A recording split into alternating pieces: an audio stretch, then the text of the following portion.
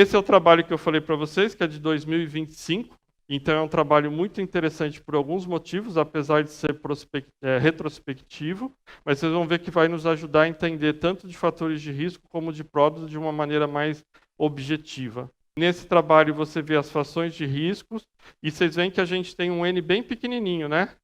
De 1.686.759 pacientes. Então, com pacientes com demência incidente, com idade média de 82 anos, e mais 3.373.518 controles pareados por idade. Então, é um trabalho que pode ser que tenha uma análise interior e boa para a gente fazer. Aqui as condições que foram analisadas nesse trabalho. Então, ele avaliou 66 fatores de risco para demência.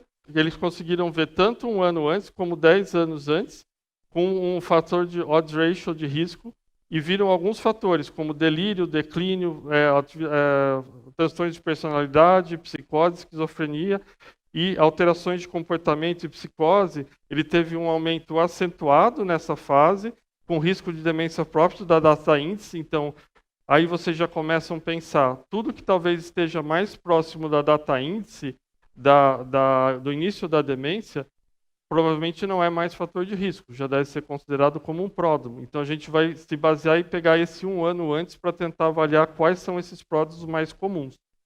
E as condições de início tardio também podem ser prodrômicas em relação à demência. Então você vê que todas elas nesse um ano antes. Então é um trabalho bem grande, e vocês veem que algumas odds ratios são bem elevadas. Elas são um ano antes, então o que eu falei que a gente ia tentar pegar mais. Algumas delas, como delirium, tem uma odds ratio de 5,6, alteração de memória de 4, as psicoses de 3. Então essas daqui são as mais importantes. A gente vai tentar ver de uma outra maneira em outros slides. Mas aqui vocês viram que eles avaliaram 2 anos, a 4 e até 10 anos nessa avaliação, que aqui sim já podem ser considerados fatores de risco que não tem exatamente o foco dessa apresentação. Aqui é um jeito diferente de ver essa apresentação e colocação. Então, tudo que a gente pegar da odds ratio de 2,5 para cima, então que são fatores de risco bem importantes, vocês veem que tem a psicose, a esquizofrenia, alterações sensoriais, de personalidade, déficit cognitivo ou retardo mental prévio, alteração de memória, e o delírio sempre figurando nessa ponta de cá. Então, são fatores extremamente importantes. Aqui é um outro gráfico do trabalho, para vocês verem em relação a pródromo. Então, vocês veem que um ano antes do início da demência, algumas alterações, como, por exemplo, alteração de personalidade não orgânica, ela tem um pico neste um ano antes. A psicose também, ela tem um pico. Conduta também. Alterações emocionais também. Então, elas têm uma elevação de odds ratio, mas nesse um ano antes você faz um pico. Então é aqui que a gente vai se atentar para saber exatamente quais seriam os pródromos. A tabela de um ano antes, eu vou tentar aproximar ela depois para vocês verem quais são e quais foram vistas. Então, com uma odds ratio maior do que 2,5, então na data índice da demência, vocês conseguem ver que um ano antes, o que poderia ser considerado pródromo, a gente tem delírio, a gente tem memória impairment, alteração de memória, alterações sensoriais, retardo mental, desordens de personalidade de ordem não orgânica, desordens de conduta, esquizofrenia, psicose, Parkinson, transtorno bipolar. Então, todas essas alterações, elas têm esse pico um ano antes, e se você vê isso no consultório de um paciente que tem uma história ou que você acha que pode estar evoluindo, você tem que reavaliar e tomar cuidado com essas avaliações, porque isso pode evoluir como uma demência depois. Mesmo nos transtornos depressivos, que está muito mais para baixo, que está aqui, ó, mas ela tem um odds ratio de quase 2, a depressão, e às vezes a gente vê na prática clínica, você tratar a depressão, o déficit cognitivo desaparece, só que se você continua acompanhando esse paciente, ele acaba evoluindo depois. Principalmente quando é uma depressão muito de início tardio, 70, 80, 90 anos de idade. Então sempre tem que reavaliar e lembrar de ver isso, porque às vezes já era um pródromo, você conseguiu pegar aquela curva que eu mostrei no início e jogar para lá, então você jogou os sintomas para a curva da demência na doença de Alzheimer de volta. Vocês lembram que a depressão, as coisas puxam a curva para cá?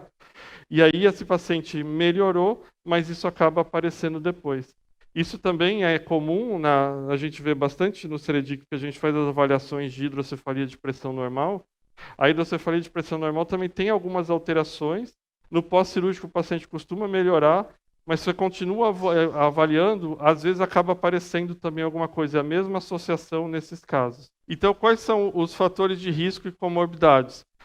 Lá no HC, no Instituto de Psiquiatria, no LIM 27, a gente tem um estudo muito bonito, vários estudos muito bonitos com síndrome de Down, porque eles são uma coisa de neuropatologia para a doença de Alzheimer. Então, o professor Orestes Forlenza, que tem encabeçado esses trabalhos, vocês podem pegar.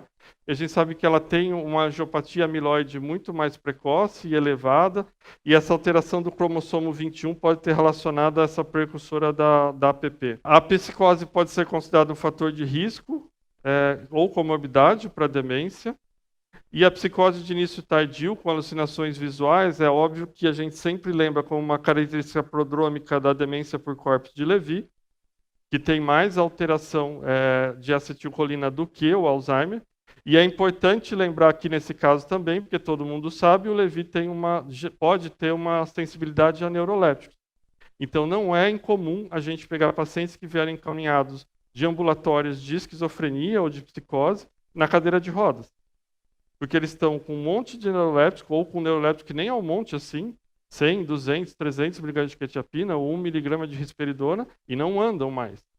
E aí você vai ver, é uma história de demência por corpus de Levy, tinha uma alucinação visual vívida, que é o mais comum, e aí o neuroléptico tem um efeito muito maior. Você tira e dá o anticolesterásico, o paciente ressurge das cinzas. Já vi isso mais de 10 vezes. Eles voltam a andar, eles voltam a falar, se comunicar, ter mais contato, porque o remédio, além de não estar ajudando, estava atrapalhando. Então muda muito esse tratamento. E não é tão difícil fazer diagnóstico de Levy, é só pensar um pouco no diagnóstico, às vezes, para poder ver. E as alucinações visuais vívidas, só para lembrar, geralmente elas não geram angústia para o paciente e elas são bem vívidas. O transtorno bipolar, vocês lembram que tem evidências de ser um neuroprotetor ulítico, que também foram os trabalhos iniciais aqui do professor Leste Forlenza, e depois a gente teve trabalhos prospectivos bem grandes do Kessinger na Dinamarca, que também foram números bem importantes, e a gente tem usado cada vez menos, a gente não, né, a maioria das pessoas, o lítio. E também lembrar que os sintomas maniformes ou alterações também podem ser pródromos ou pode ser de alguma coisa em relação às degenerações lobares frontotemporais, principalmente a demência frontal variante comportamental. E como fatores de risco e comorbidades? Ainda é um tema muito debatido se a depressão de longo prazo pode ser um fator de risco, mas a gente viu que na odds ratio é bem alta. Naqueles trabalhos do Lancet Neurology sobre riscos de demência, o primeiro colocava isso só no início tardio, o que eu achava aquele trabalho completamente errado, mas acho que só eu achava isso. Só que daí o trabalho novo, eles jogaram a depressão para um início mais inicial. Vocês lembram que eu já viram aqueles gráficos do Lancet Neurology de risco de demência? E saiu trabalho novo, a depressão foi gerada para ser risco quando é tratada num paciente jovem ou adulto, não no idoso. O idoso é considerado como pródromo. A depressão de início tardio provavelmente um risco para demência, porque já é provavelmente uma condição prodrômica dessa demência, seja uma demência na doença de Alzheimer ou uma demência da própria depressão. E a conclusão desse estudo aqui de 2005, com esse monte de gente, é que o estudo mostrou uma análise temporal dos fatores de risco que precedem a demência e condições prodrômicas. E uma delas, como eu mostrei no gráfico, esqueci de fundamentar, o delirium é extremamente importante. Ele tem uma odds ratio de 5,56 no total e uma odds ratio de 4 no último ano. Idoso já é comum ter delírio mais do que um paciente adulto, principalmente se ele estiver internado na UTI ou outro lugar.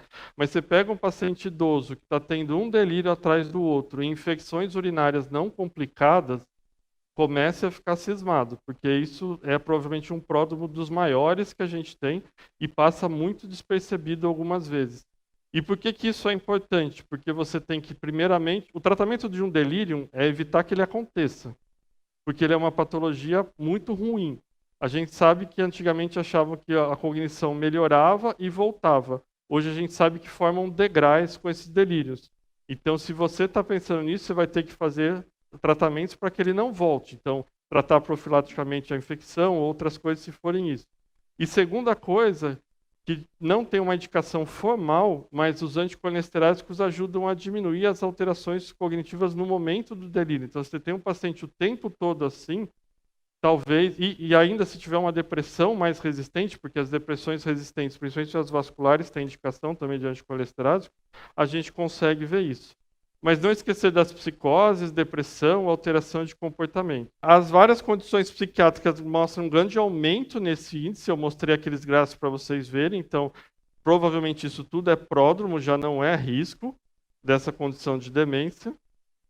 E o risco acima de 2,5 no trabalho, qual foram, só para a gente fundamentar? O delírio, a psicose, comprometimento de memória, a síndrome de Down, distúrbios de comportamento, transtorno de personalidade não orgânicos e não derivados de injúria cerebral.